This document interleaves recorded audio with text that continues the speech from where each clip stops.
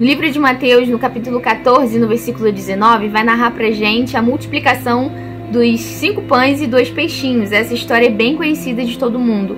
E a gente vê nitidamente Jesus nos alertando para uma grande diferença. Existe a multidão que está ali sentadinha na grama apenas para receber aquilo que Jesus pode dar, pode oferecer para ela. E essas pessoas é o que a gente chama de multidão, porque são apenas os curiosos, os que procuram a igreja apenas porque estão precisando de alguma coisa, ou precisam de uma cura, ou precisam de algum milagre pessoal.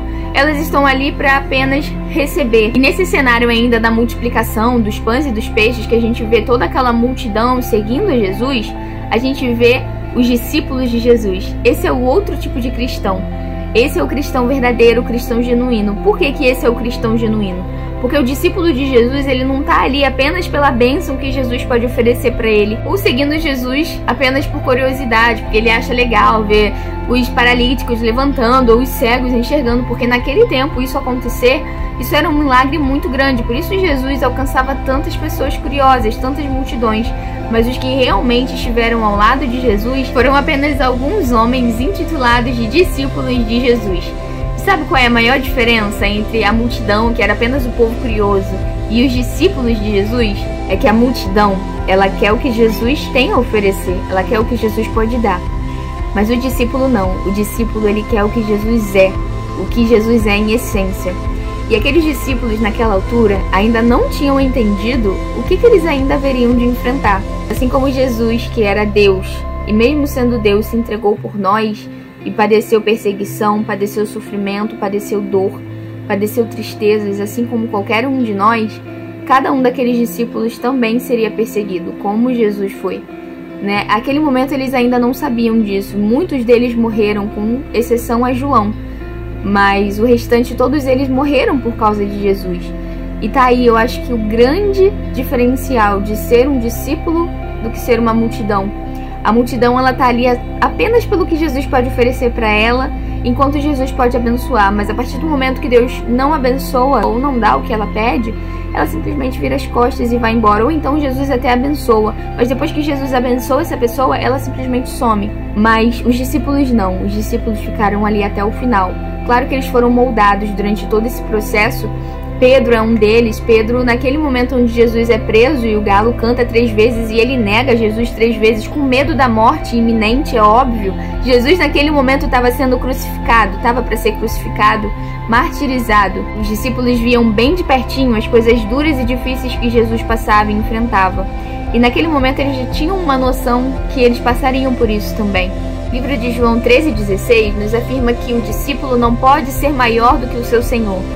E logo, se o nosso Senhor padeceu por tantas dificuldades e padeceu morte de cruz, quem somos nós para dizer que nós não podemos sofrer por causa do Evangelho?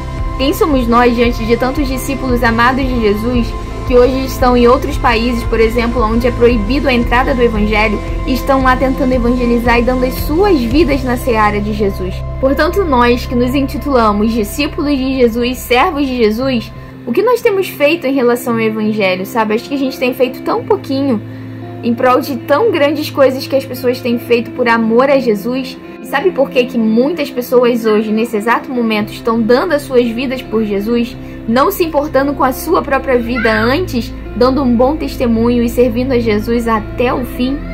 Porque elas entenderam que servir a Jesus com integridade não é somente querer as coisas boas, não é somente querer as bênçãos que Jesus pode oferecer, mas sim padecer luta, perseguição em prol de um reino maior, em prol de uma anunciação de um reino maior que virá.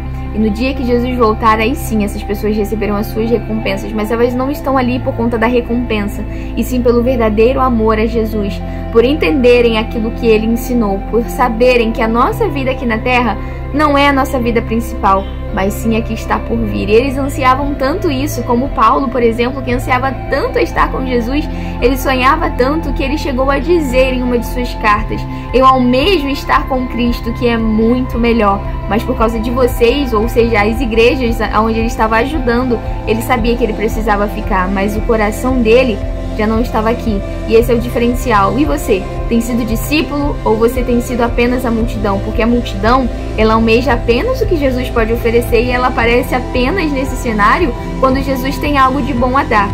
Mas o discípulo não, ele entende que ele pode passar necessidade, pode sofrer, pode ser perseguido, pode ser até morto. Tudo posso naquele que me fortalece, eu posso sofrer tudo isso. Mas elas entenderam que quando elas fecharem os olhos aqui na terra, elas vão abrir os olhos do outro lado e a primeira coisa que elas vão enxergar é o seu Senhor. Mas e você? Você acha que você está mais para discípulo ou para multidão?